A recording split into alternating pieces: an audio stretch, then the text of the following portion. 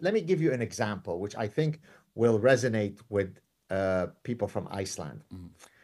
Iceland is a small country that has, I don't, is it, would it be right for me to say it's about 300,000 people? Is that right? Yeah, it's about 320,000 Icelandic people and then some 80,000 foreigners. So it's 400,000 all in all.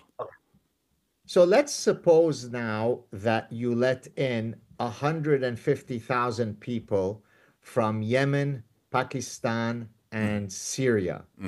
Do you think that the indigenous culture of Iceland might change, or do you think it would only be enriched? I'm genuinely asking you. I genuinely think it would change, and since Icelandic-born people are not having babies anymore, we would probably very soon be overrun by the new population. Exactly. Now, you stating that doesn't make you a mean racist. It makes you a person who is wedded to reality, right?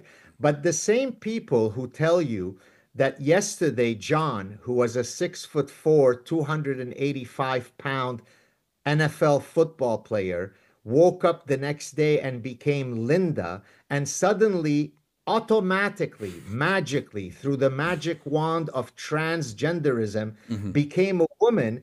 It is now very transphobic of you to say that Linda, that has a 9-inch penis and testicles and was called John yesterday, it is transphobic of you to say that you don't feel comfortable with Linda taking a shower with your 13-year-old daughter. That's just bigoted and mean, right? Yeah. Well, the same people who believe that also think that it is racist and bigoted what you said when you said that Iceland's culture would forever change if you let in people from Yemen. Now, that's not because you are bigoted against people from Yemen. It's because we live in a real world where cultures have many different values. Exactly. Some values we share with others, other values we don't share with others. So we know that if Iceland were to let in 100,000 indigenous Danes into Iceland, they're likely to more assimilate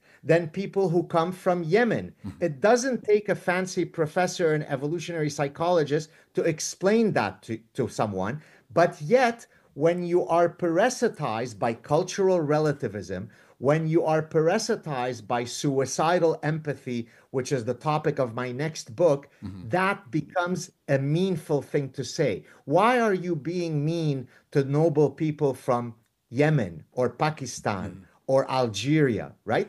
But I come from the Middle East. I understand the culture from the Middle East. There are millions and millions of perfectly beautiful and peaceful people in the Middle East, but they also come with a baggage of values that couldn't be any more contrary to Icelandic values. So you have one of two choices you can make. You could either write articles about the mean Professor Gad Saad coming to Iceland, or maybe open your brains up a bit and actually take time to listen to what I'm warning you about, because it would take exactly 5 minutes for Iceland to no longer be Iceland.